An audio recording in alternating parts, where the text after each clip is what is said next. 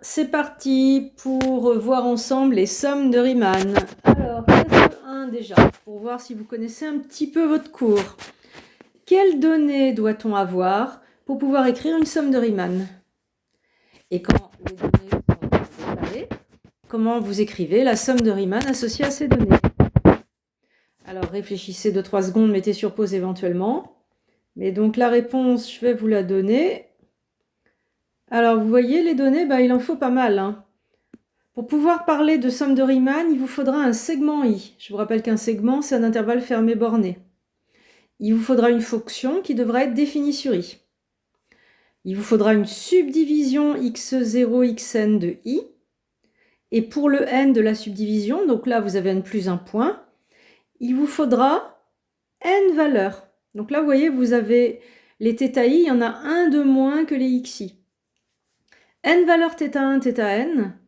Et tous les θi doivent être dans un petit intervalle xi-1, xi, pour tout i de 1n. Une fois qu'on a toutes ces données, eh bien la somme de Riemann associée à ces données, c'est somme de i égale 1 à n des xi-1 f de θi. Et donc vous démarrez votre somme à 1 puisque vos θ démarrent à 1. Donc vous faites attention aux indices ici et voilà, ça faut l'apprendre par cœur. Deuxième test. Je déclare un intervalle AB. A va être strictement inférieur à B pour que mon intervalle soit d'intérieur non vide. F est une fonction définie sur I. x0, xn, une subdivision de I. Donc vous voyez, voici quelques données. Combien y a-t-il de sommes de Riemann associées à ces données selon vous? Je vous laisse réfléchir un petit peu, mais en vérité, ça doit être automatique. Il y en a une infinité. Puisque vous voyez, je n'ai pas donné les θi. Et donc, vous devrez faire gaffe, quand vous dites la somme de Riemann, votre vocabulaire n'y va pas. C'est toujours une somme de Riemann, vu qu'il y en a une infinité, ou alors c'est la somme de Riemann associée aux données. Là, déjà, vous voyez, rien qu'avec f, i et la subdivision, il manque les θi, il me reste encore une infinité de possibles pour les sommes de Riemann. Test 3. Je vous donne un intervalle, une fonction, et je vous demande d'expliciter une somme de Riemann usuelle associée à ces données. Alors, d'après votre cours, de façon usuelle, ce qu'on va prendre souvent, c'est une subdivision régulière de l'intervalle AB. Donc, et les θi, on va les choisir égaux à xi. Du coup, vous aurez xi égale a plus i b moins a sur n. Rappelez-vous, je vous ai appris à automatiser l'écriture de la subdivision régulière. Et les θi égaux à xi, donc votre somme de Riemann, elle va devenir b moins a sur n, ça c'est le xi moins 1 qui est le même pour tout le monde. Donc en fait, il sort de la somme et il vient en facteur. Et là, vous avez votre f de θi, a plus i b moins 1 sur n. Donc là, pareil, il faut automatiser ça. Ça, c'est une somme de Riemann usuelle associée à f et aux données de l'intervalle AB. Test 4, allons-y pour quelques cas concrets. Je vous donne racine de t et l'intervalle c'est 0,12. C'est pas très étonnant pour ceux qui me connaissent. Je vous demande d'écrire une somme de Riemann usuelle associée à ces données. Donc là, ce que je vous demande en fait, c'est de déclarer, mettre en bleu, soit x0 en bleu, j'ai dit, soit x0, x1, xn, défini par, pour tout i appartenant à 0n, et là vous déclarez vos xi comme subdivision régulière, élément de la subdivision régulière.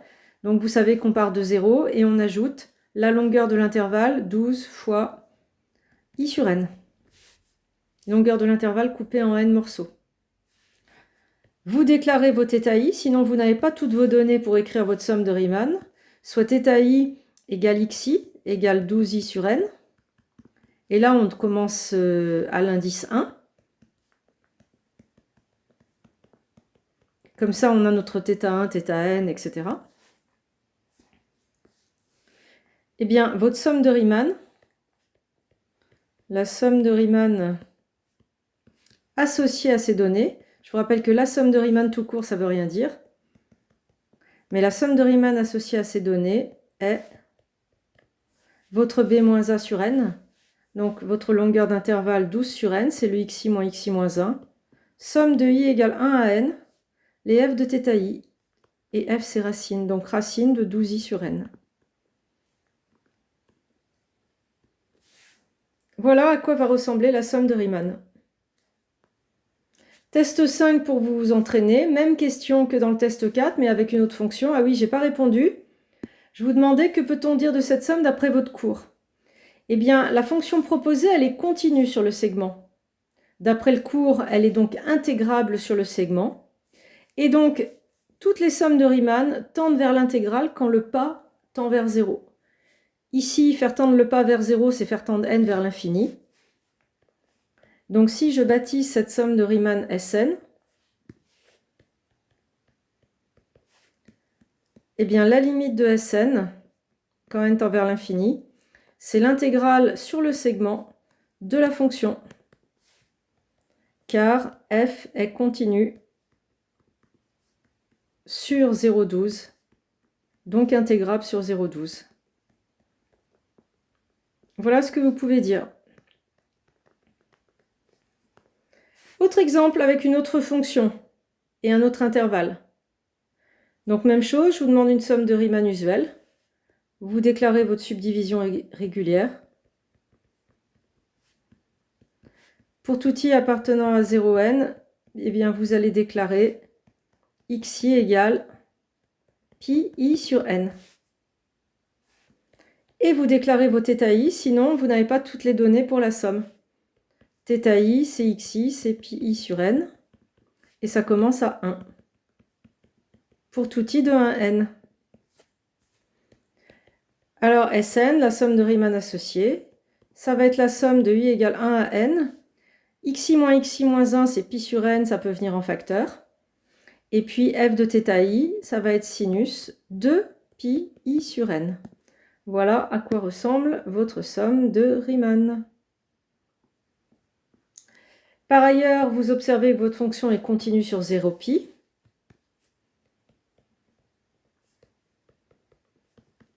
Ça, c'est évident. C'est la composée de deux fonctions usuelles continues. Eh bien, on sait que f est intégrable sur 0π.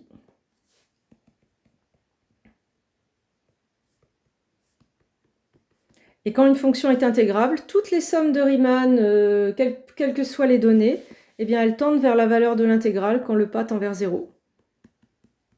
Du coup, la limite de Sn quand n tend vers l'infini, c'est l'intégrale entre 0 et π de sin de t dt.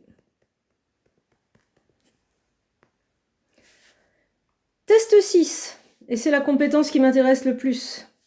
Je vous donne une somme. Je vous demande de l'observer. Et je vous demande si vous êtes capable de déclarer des données telles que Sn soit une somme de Riemann usuelle associée à vos données. Donc là, je vous laisse réfléchir et la réponse sera dans une prochaine vidéo. À tout de suite.